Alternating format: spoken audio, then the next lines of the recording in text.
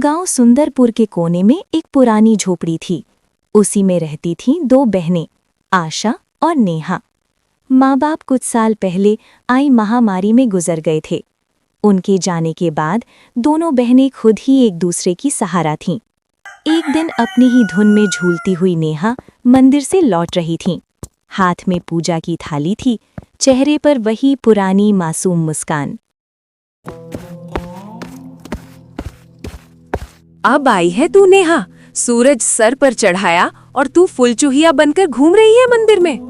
दीदी मैं जल्दी आने वाली थी, लेकिन गौरी काकी की बकरी झाड़ियों में फंस गई थी। निकालने में थोड़ी देर हो गई। तेरा क्या है, तू तो सबकी मदद करती घूमती रहे, चाहे घर में चूल्हा जले या ना जले। दीदी आप गुस्सा क्यों करती हो? माँ कहती थी जो दूसरों के काम आए वही इंसान कहलाता है। माँ अब नहीं है नेहा, और उनके कहे बातों की अब इस दुनिया में कोई मूल्य नहीं रही। अब कोई किसी के लिए कुछ नहीं करता। नेहा चुप हो गई। उसके चेहरे पर हल्की उदासी थी। वो झोपड़ी के कोने में रखे उस लकड़ी के संदूक तक गई जिसमें माँ की यादें अब भी सांस लेती थीं। संदूक से निकाला हुआ एक साड़ी नेहा छू के अपनी दीदी से बोली, दीदी जब ये साड़ी माँ पहनती थी ना, तब हमें देखकर मुस्कुराती थी, कहती थी तुम दोनों एक दूसरे का सहारा बनना। नेहा की बात सुनते ही आशा का चेहरा नम हो गया और ऐसा लग रहा था उसकी आंखों से अभी आंसू निकल आएंगे। लेकिन आशा अपनी भावनाओं को छुपाते हुए नेहा से बोली, मैं तुझसे सख्त हूँ नेहा, क्योंकि मैं डरती हूँ अगर तुझे भी एक दिन कुछ हो गया तो मैं अकेले कैसे जीऊंगी। इस दुनिया ने मुझसे सब छीन लिया है। मैं नहीं चाहती तू भी मेरी तरह कमजोर पड़ जाए, इसलिए तुझे मजबूत बना रही हूँ। दीदी आप कमजोर नहीं हो, आप ही तो मेरी ताकत हो। अगर आप मेरा हाथ थामे रखो तो दुनिया की आंधी भी मुझे हिला नहीं सकती। उसी समय गांव की पगडंडी पर 3 परछाइयां उनके झोपड़ी की तरफ बढ़ रही थीं। राघव, सरला और उनका बेटा मोहन। वो थे बहनों के सगा चाचा चाची। अरे आशा, कैसी है मेरी बच्ची? तू ठीक तो है ना? बहुत मुश्किल से जिंदगी बिता रही है ना भैया भाभी के जाने के बाद? हम ठीक हैं चाचा जी, अब जो है उसी में खुश हैं। खुश? झोपड़ी में तुम्हारे हिस्से की जमीन को हमारे नाम कर देती तो हम तुम दोनों को अपने यहाँ रहने देते। तुम दोनों बहुत खुश रहती हमारे साथ। हाँ माँ, तुम सही कह रही हो। इनका घर भी पुराना हो चुका है और अब ये जमीन भी यूं ही पड़ी है, बर्बाद हो रही है। ये सब सुन के आशा की आंखों में आग सी चमक उठी। हमें किसी की जरूरत नहीं। बाबूजी की जमीन हमारी माँ और बाबूजी की आखिरी निशानी है, उसे हम यूं ही नहीं छोड़ेंगे। अरे बेटी, तुम्हारी जो खेतों की जमीन है वो भी तो बंजरी पड़ी हुई है ना। और वैसे भी दुनिया समझदारी से चलती है और औरतें खेत नहीं जोतती। देख लेना, एक दिन रोती हुई आओगी हमारे पास, तब समझ आएगा कि रिश्तेदारों से मुंह नहीं मोड़ा करते। आशा को ये सब सुनाकर तीनों वहां से निकल गए, लेकिन नेहा ये सब घर के अंदर से सुन रही थी। ये सुन के उसका चेहरा उतर गया। दीदी क्या सच में हम अकेले पड़ जाएंगे? वो लोग हमारी जमीन लेना चाहते हैं ना? हाँ नेहा, पर जब तक मैं जिंदा हूँ कोई हमारी जमीन छू भी नहीं सकता। तुझे कुछ नहीं होने दूंगी। रात को चूल्हे के आगे बैठी हुई मीरा अपनी दीदी से बोली, दीदी माँ की साड़ी मैंने संभाल के फिर से संदूक में रख दी है। और हाँ दीदी, कल भागवत कथा है गांव में, चलोगे ना? मन को थोड़ा शांति मिलेगा सुन के। लोग बातें बनाते हैं मीरा, ताने मारते हैं और सोचते हैं कि हम प्रसाद के लालच में जाते हैं। पर हम तो अच्छे हैं ना, हमने कभी किसी की मदद नहीं लिया है। हमें डर कर नहीं, डट कर जीना चाहिए। दीदी नहीं, हम नहीं जाएंगे, भगवान सब में है। तुम यहीं से भगवान को पूजना और मंदिर भी जाना, लेकिन वहां जाने की जरूरत नहीं। यही सब बात करके दोनों बहनें जैसे तैसे रात का खाना खा के सो जाती हैं। अगली सुबह दोनों बहनें अपनी जमीन को देखने जाते हैं, जिसमें दोनों बहनों ने मेहनत करके थोड़ी सी सब्जियां उगाई थीं। दीदी अच्छा हुआ कि माँ बाबूजी के जाने के बाद हमने ये जमीन बेचा नहीं। अभी देखो हमने मेहनत करके कितनी सारी सब्जियां उगाई हैं। अब हम किसी व्यापारी को ये बेच के थोड़े पैसे कमा सकते हैं। हाँ तो ठीक बोल रही है, इसे बेच के कुछ दिन का तो गुजारा हो जाएगा, लेकिन क्या दीदी? इसे बेच के हम कुछ दिन ही गुजारा कर पाएंगे, उसके बाद क्या? अरे आप मायूस मत हो दीदी, मुझे सिलाई बुनाई का काम आता है, मैं वो करके घर खर्चे निकालूंगी, आप बस घर संभालना। कोई जरूरत नहीं तुझे ये सब करने की। तू क्या मुझे बेकार समझती है? तू घर पर ही रहना, मैं लोगों के घर काम करने जाऊंगी। और मुझे बांस की चीजें बनाना भी आती है, जो बाबूजी ने सिखाया था। ये करके मैं घर का गुजारा निकाल लूंगी।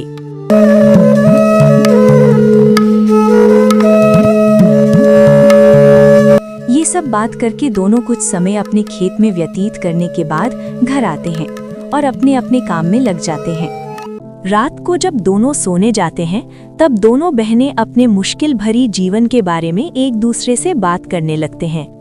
दीदी माँ, बाबूजी के बिना ये रातें और भी डरावनी लगती हैं। सब कुछ खाली लगता है ना दीदी?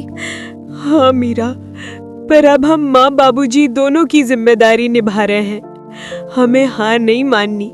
ये जमीन, ये घर, सब कुछ उनका दिया हुआ है। हमें इसे बचाना है किसी भी कीमत पर। यही सब तो माँ बाबूजी की यादें हैं। ज्योति बहुत ही हिम्मती थी। वो तो किसी से मदद भी नहीं लेना चाहती, लेकिन उसे अपनी बहन को लेकर बहुत चिंता होती थी।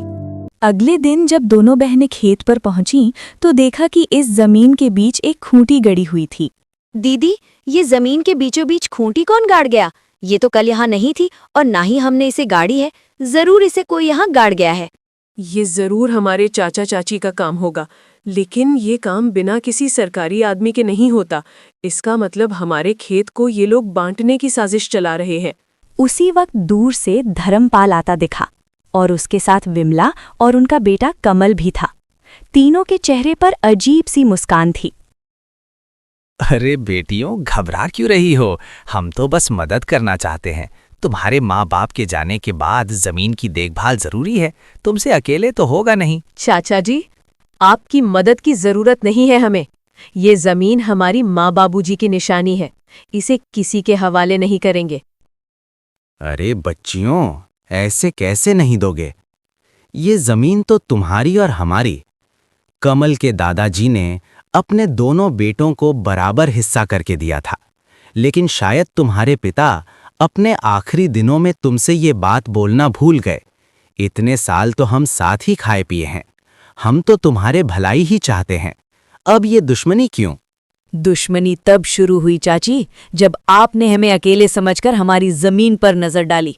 और चाची, दुश्मनी तो आप लोग हम दोनों से निकाल रही हो। अरे मीरा, इतनी गरज क्यों रही हो? छोटी हो, छोटी बनकर रहो। ऐसे बड़ों के बीच मत बोल, समझी? अरे जाओ, जैसे बड़े लोग जिनकी सोच छोटी होती है वे उम्र में बड़े होकर भी सम्मान के हकदार नहीं होते। मीरा, तू कुछ मत बोल। और हाँ, अब अगर आप लोग हमारे खेत के पास भी आए तो अच्छा नहीं होगा। हम कमजोर दिखते हैं पर डरते नहीं। धर्मपाल ने सब कुछ चुप कराते कहा। ठीक है बेटियों, हम कुछ नहीं कहेंगे, लेकिन कानून अपना काम करेगा। जब जमीन के सरकारी कागजात आएंगे तो देख लेना। जब तुम्हारे नाम नहीं निकलेंगे तो खुद समझ जाओगे कि जमीन किसकी है। तीनों वहां से चले गए। ज्योति और मीरा कुछ देर तक खामोश खड़ी रहीं। दीदी, क्या वो सच में कागज बदलवा सकते हैं? कुछ भी कर सकते हैं मीरा। लालच में आदमी अंधा हो जाता है। हमें किसी पर भरोसे नहीं करना चाहिए। अब हमें बहुत संभाल के रहना पड़ेगा। उसी दोपहर दोनों बहनें सरपंच के पास पहुंचीं। चौपाल में गांव वाले बैठे थे और वहां पहले से ही धर्मपाल बैठा हुआ था। सरपंच जी, हम आपके पास न्याय मांगने आए हैं। हमारे चाचा चाची जमीन हड़पना चाहते हैं और शायद पटवारी से मिलकर फर्जी कागज बनवा रहे हैं। हम अनाथ हैं, इसका मतलब ये नहीं कि हम बेबस हैं। हमें अपनी माँ बाबूजी की जमीन किसी हाल में नहीं देनी। कृपया आप हमारी मदद करें। धर्मपाल जी, अगर ये सच है तो ये गांव की मर्यादा के खिलाफ है। परिवार के नाम पर ठगी करना यहाँ नहीं चलेगा। सरपंच जी, ये लड़कियां हमें बदनाम कर रही हैं। हम तो बस जमीन की चिंता कर रहे हैं। इन दोनों बच्चियों को क्या पता ये जमीन के बारे में? ये जमीन के बात तो इनके पिता और मैं ही जानते थे। मेरा भाई तो अब इस दुनिया में नहीं रहा, इसीलिए अब मुझे ही तो सब कुछ देखना पड़ेगा। गांव वालों में फुसफुसाहट होने लगी। हमने इन बच्चियों को बचपन से देखा है, ये झूठ नहीं बोल सकती। धर्मपाल के मुंह में राम, बगल में छुरी, हम सब समझते हैं इसके बारे में। सरपंच ने इस बात को अगले दिन पंचायत में विस्तार से निकालने की बात की। रात को झोपड़ी में दोनों बहनें आपस में बात करती हुई, दीदी, क्या कल हमारा साथ देंगे गांव वाले? देखते हैं क्या होता है। मुझे किसी पर भी भरोसा नहीं रहा है। आखिर माँ बाबूजी के जाने के बाद मदद ही कहाँ की किसी ने हमारी। हमें बस भगवान पर भरोसा रखनी होगी। माँ बाबूजी तो नहीं है, पर उनका आशीर्वाद जरूर है हमारे साथ। आप देखना दीदी, हमारे साथ कुछ बुरा नहीं होगा। रात गहरी हो चली थी। दूर कहीं उल्लू की आवाज गूंजी और हवा में कुछ सिसकियां थीं, और उन सिसकियों में मीरा की भी सिसकियां शामिल थीं। दोनों बहनों को चिंता की वजह से नींद भी नहीं आ रही थी। दीदी, विश्वास ही नहीं होता है ना कि हम अब अकेले हैं। कभी कभी तो ऐसा लगता है कि बाबूजी अचानक आएंगे और मुझे गले लगा लेंगे। हाँ मीरा, मुझे भी उनकी कमी खटकती है, लेकिन तू चिंता मत कर।